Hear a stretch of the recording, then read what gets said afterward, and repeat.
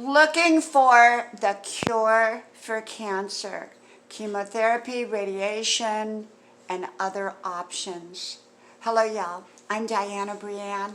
I don't give advice, suggestions, information, recommendations. I do share with you my perspective on different topics.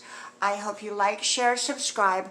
All 5 channel names are pinned to the top of the comments section or the description box below. Looking for the cure for cancer. Well, that is one big challenge that I think many scientists and doctors have been working on for many, many years. And yet, what happens when you or a family member or someone you love or you care about or a friend gets cancer?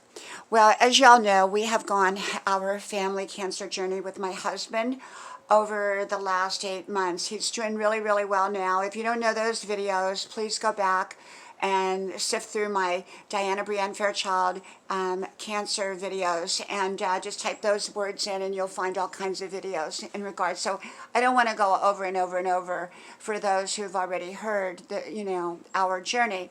So this is kind of for the new people as well as the old people that listen to my videos. And so, looking for the cure for cancer, when you're shocked and in disbelief that you've been given a diagnosis of cancer, and my husband's cancer was lymphoma, you're just, it's a scary feeling. At least it was for me. My husband never showed his fear, but I know he probably had it and just didn't show it. And I was just, I just couldn't believe it. I was shocked, even though I had sensed something was wrong, and I'd even mentioned to him, I think it might be cancer, and this is beforehand, right beforehand, when he actually got the results back from the test, and it was just so stunning and such a shock. And so right away, of course, you're going through all these tests, all these doctors, all these everything, and you don't even have an idea what you're really doing because it's all so foreign and so new. And that's really, I think, probably a similar experience for most people who have been given a diagnosis and for their family members. And so right away, I began to look up cancer cures. I went all over the internet. I got books. I read every bit of material that I possibly could read. And even though I was well informed before, I tried to make myself even more informed.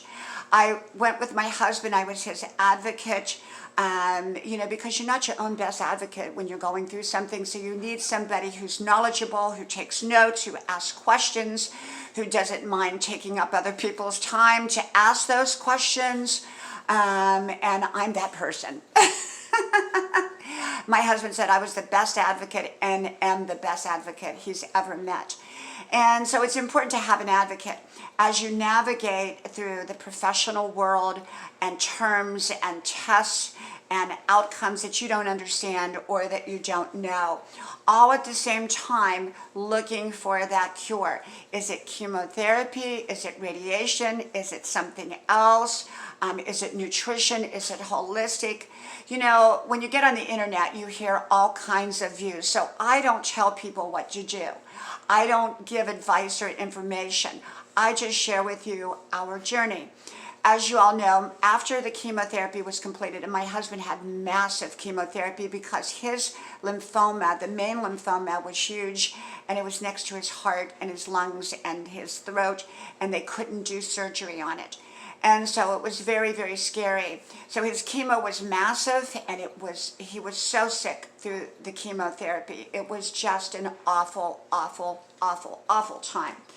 And it was a scary time for us as a family because we didn't know now what the future held.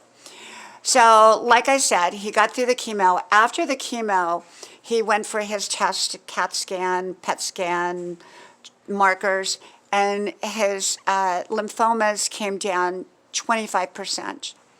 But they said, we can't do anything beyond what we've done. Right now, your body can't take any more chemotherapy. We're not going to do any more chemotherapy at this time, and so just go home.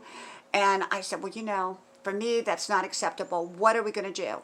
So I talked it over with the doctors, and I told them the kind of diet and healthy way. When I say diet, I mean very, very healthy way of eating, that I based it off of everything I studied and everything I read, and yet I kind of modified it for us because everyone is different. And so we began on that. And 2 months later, after that, he had another PET scan, and everything had come down 75%, total 75%. Whether that is the combination of the chemo and the nutrition, or simply the nutrition, or simply the chemo, I have no idea. And yet we are doing our part. We are doing everything that we possibly can. Now, since then, my husband has kind of wandered off the strict way of eating, and basically it was no sugars and very, very low carb, and mainly healthy green leafy vegetables, very good cuts of meat, no processed meat or anything like that. Everything was very natural, very green. We were just meticulous in what we ate. He's not so meticulous now. So he had the PET scan after he kind of veered off of everything. Everything is still stable. Everything is kind of dormant right now, meaning nothing has grown, but nothing has also reduced. And my hopes is to get him back on the really strict way of eating again. But that has to be his choice. It can't be my choice. My choice is I create the healthy, delicious foods. And yet if he wants that candy bar, I'm not going to stop him either. Now, my husband's a very healthy eater and a very good eater and a very smart man. So he knows the right way, and it's just a matter of what he chooses to do. And so I think when you go the cancer journey, you look for a cure, whether it's through chemotherapy, radiation, some other method, whether it's nutrition, holistic. I believe in getting the best professionals surrounded that are knowledgeable in that area, the best doctors, the best information, accurate information. There's a lot of faulty information out there, and there's a lot of doctors that are not as good as other doctors. So we have to find the right ones. Sometimes that can take time. Sometimes that can come through a lot of questions. Sometimes it can come through people that have also experienced something similar. Remember, one kind of cancer may be different than another kind of cancer, so the treatment may be totally different. What works for one may not work for another. But, I truly believe that there is a cure for cancer, or that there will be a cure. I believe that the most important thing is that we take care of our bodies so that hopefully we never get cancer, but if we do, we can fight it off. And that's the one thing. My husband took wonderful care of his body, so he was able to get through this chemo journey so much better. And so this is the thing, is take care of your body, and especially if you're going through a cancer journey, take wonderful, amazing care of your body, and surround yourself with the right professionals and seek out the right answers for you.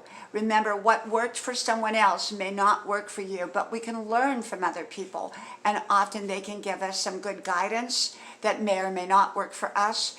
But often talking to other people who have been through it, who have successfully came out on the other end, often can be one of the best things that we can do. And even people that are struggling with it, we can learn from them. They can learn from us. We build a great network, a great support group, great friends. And we pray that there is a cure for cancer. From my house to yours, may God bless you. I hope you like, share, subscribe. And I hope to talk to you soon again. Bye-bye.